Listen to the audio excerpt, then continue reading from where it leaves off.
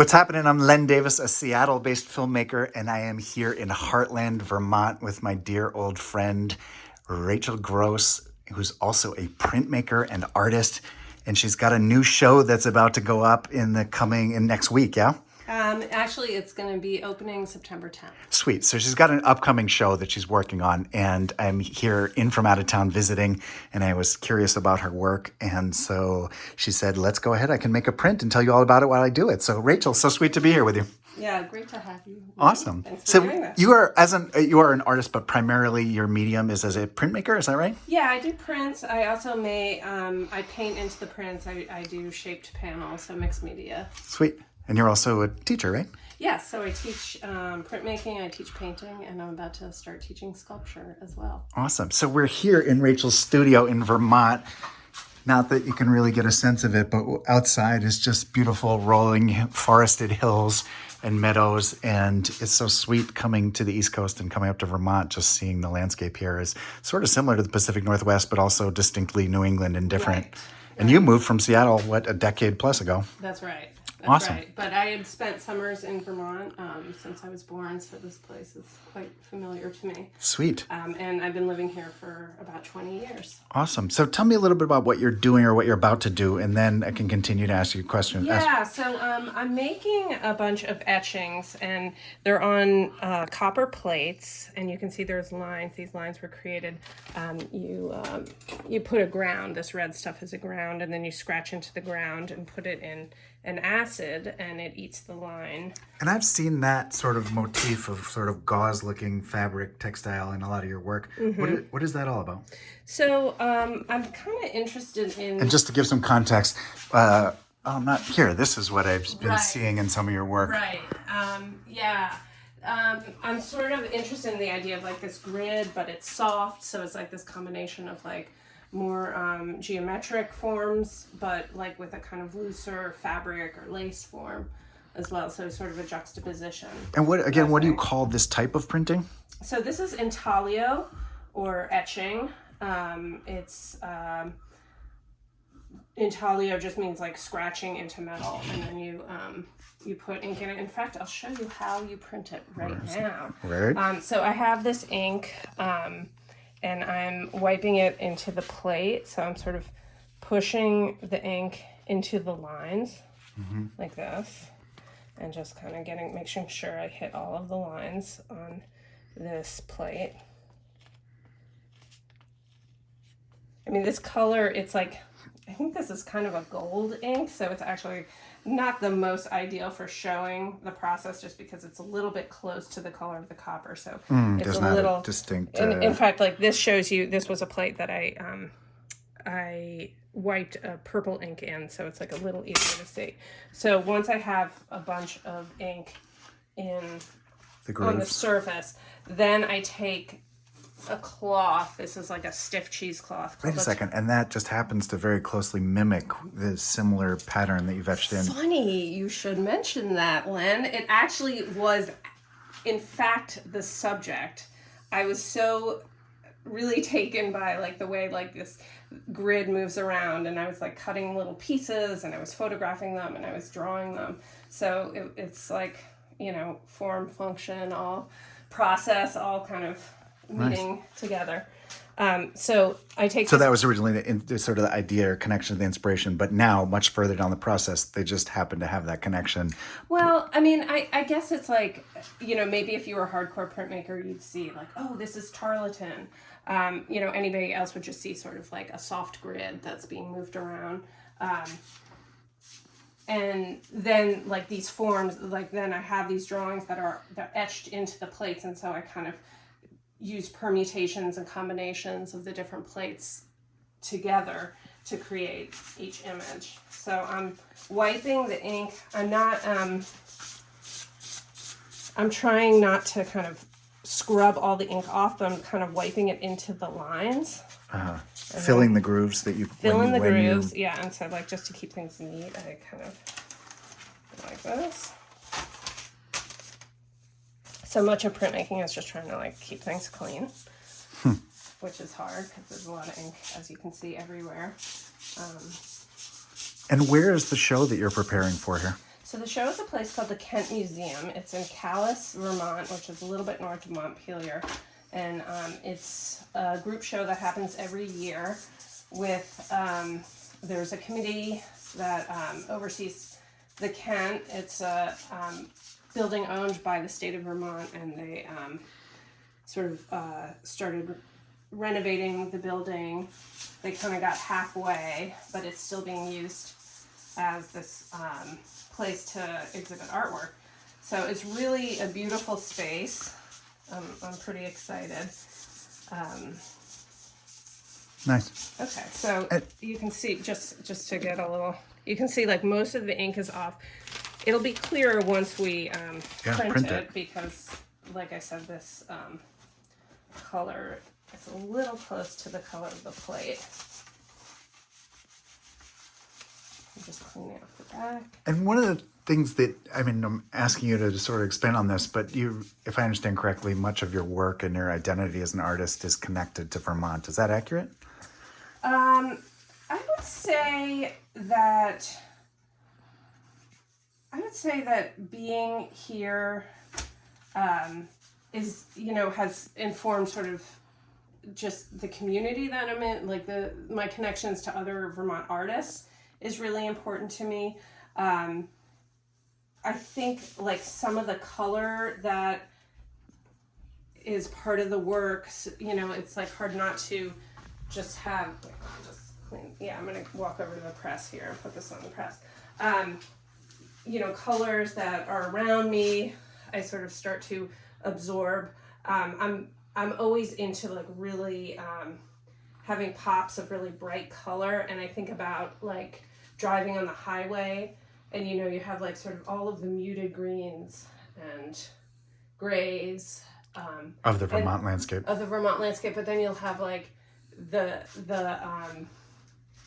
workers with the bright orange cones, or like their bright green vests, and there's something about like sort of seeing that like bright pop that I sometimes think about with the work. So with this, okay, I don't mean to cut you off there, but no. What's up with this press? Tell me about it. So this is called an etching press. It was made probably in the early 1900s. In fact, there might even be a date on it. It was Charles Brand Press. It was the student press at Colby Sawyer College, where I teach, and they just they tore down the building that the press was in, and so I got to have the press. Amazing.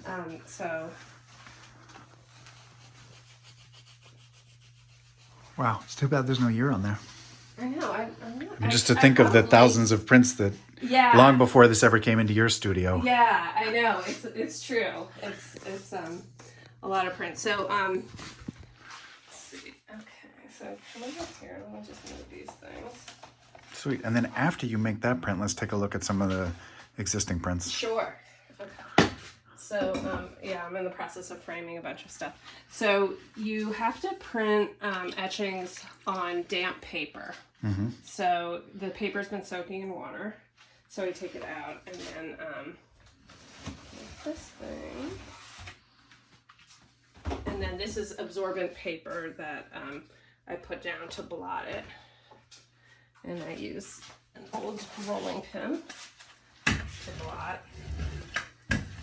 And it's cool because this process has been around for hundreds and hundreds of years. So there's certain things that haven't really changed. I mean, like this is kind of this new type of paper, but the idea of taking a rag paper and soaking it and then blotting it, that's like what Rembrandt was doing. So it's kind of, okay, so actually I'm gonna do this one process. There's a process called sheen collé, which I'm gonna do. So I have another piece of paper that's thinner, and I'm gonna put glue on it. So I put this nori glue. Okay, and I'm gonna apply it to this wide.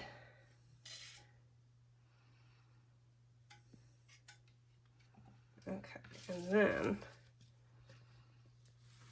I'm just applying it to the back of this paper.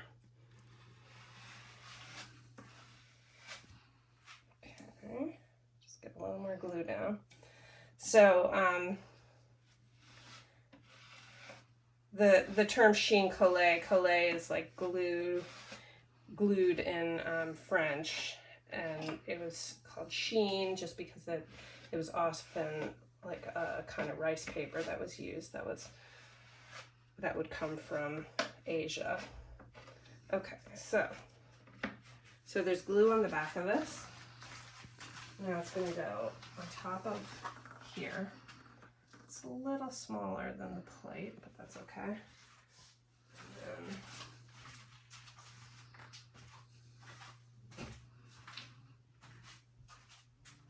That's the wet paper? yeah, so this is the damp paper.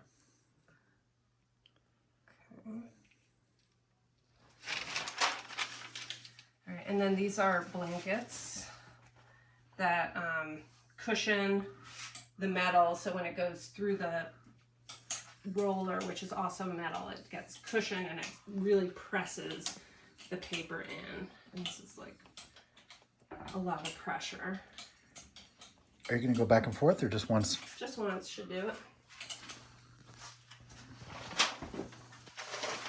Okay, and then you can see that there's like an embossment on the back, like it's gone through a lot of pressure. And there we go. And all right, so that piece of pink is what you put the glue on. So the glue was on the back, so it like glued, so it's basically imprinted onto the pink and then onto the print paper underneath. And there's that original texture that was hard to see on the plate. Right, because the color of the paint right, but was because so similar to the contrast is so much more on there. Fresh. Yeah. Awesome. And so this is one. Now, are you making many different variations with this same plate, or what we just saw was a unique creation of which there's only one kind, or how's that? Well, so let's see if I can find another print that has that plate in it. Well, why don't you just tell me about what you got here? Yeah. So for example, like these two prints, you can see their variations. It's using this same plate that we had here, but and of course, you know, it's reverse because it's print, so it's you know, it's but negative and positive. The mirror image, and I just printed it in different colors and with different piece of paper behind it, and then these were all combined with other plates as well. So this one, there were 2 plates printed. This one as well, there was some woodblock relief print that had already been on that paper as well. So it's kind of a combination of 2 different printmaking techniques. And then over here in this stack, what can you show me some of these other ones? Yeah, sure. I'm just like trying to get a little ink off my fingers. So same type of process with this as well. With the combining a couple of plates, 2 plates, also with woodblock relief, and then in this one there's some collage in there as well. And same thing with this one. We have collage. There's no collage in this one. There is sheen collé. All of these have the sheen collé when you see the different color papers. But this has woodblock relief and etching. Here's another one. This one, the woodblock relief is kind of breaking the into the border, and so this was like a woodblock that I cut out, you know, just kind of with a jigsaw.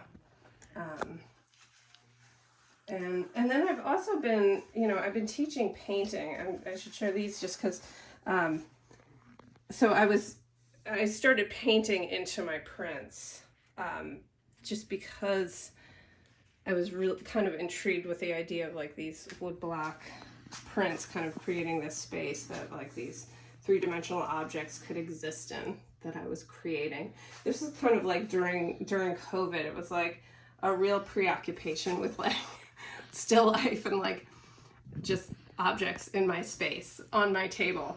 And so this was, I was starting to, I was thinking about painting and like having learned how to paint and sort of like combining. It was like interesting to me to combine this like much more abstract, pure abstraction impulse with like, working on representational treatment of objects. Cool. And so that's what was. What else is in the stack? Some more things in the stack. Okay, so this was also combining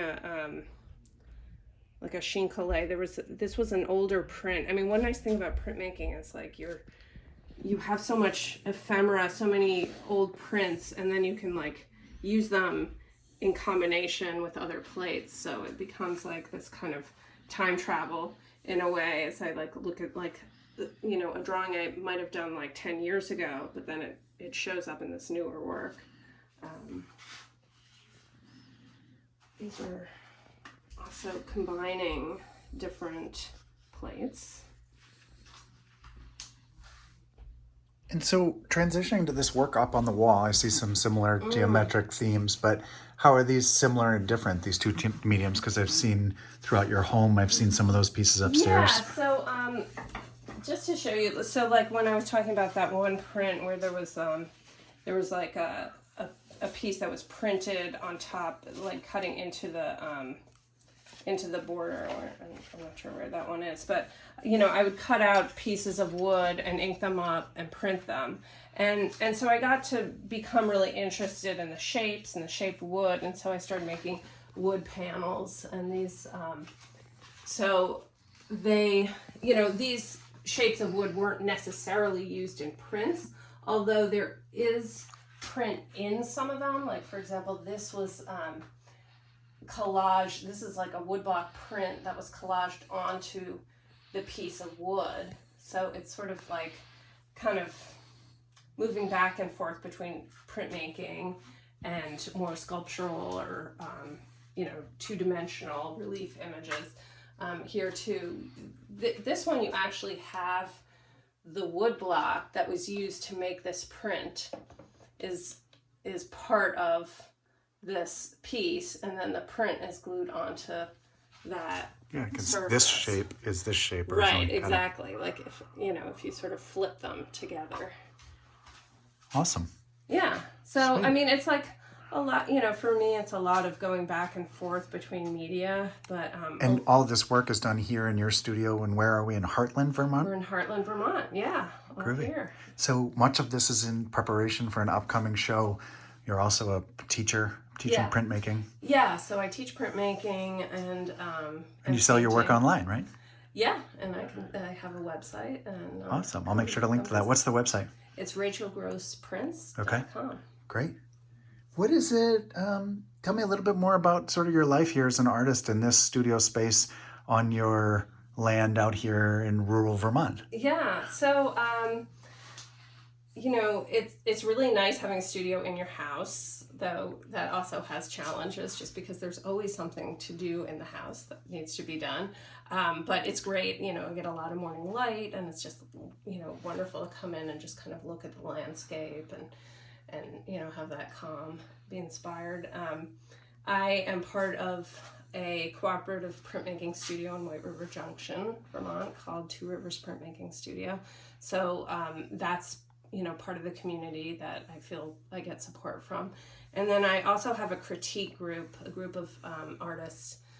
There's 5 of us, and we get together once a month and we talk about our work. So that's been a really important way to have a group of people who look at my work, who know what I do, who know my progress, and like we, getting feedback from them has been really important. And yeah, it's just, having other people, it feels like there are a lot of artists in Vermont, and, a lot of people who realize that you have to make the connections because it's not just like, out there when you just walk out the door. And so people have been doing it. Awesome. So sweet. Well, Ray, so a little bit of context here. When I was born in Boston, Massachusetts, Rachel and I lived in a 2-family house. Our mothers have been best friends for 50, 60 years. Yeah. And we now maintain our friendship years later as adults, as our parents are now elderly. Yeah. And they're still deep in their friendship. But great. It's so great to come out here and visit with you here in Vermont and learn about your work and reconnect. So sweet to be here. Yeah, well, thanks for coming, Lynn. Awesome. Thanks for sharing this with me. Stay fresh.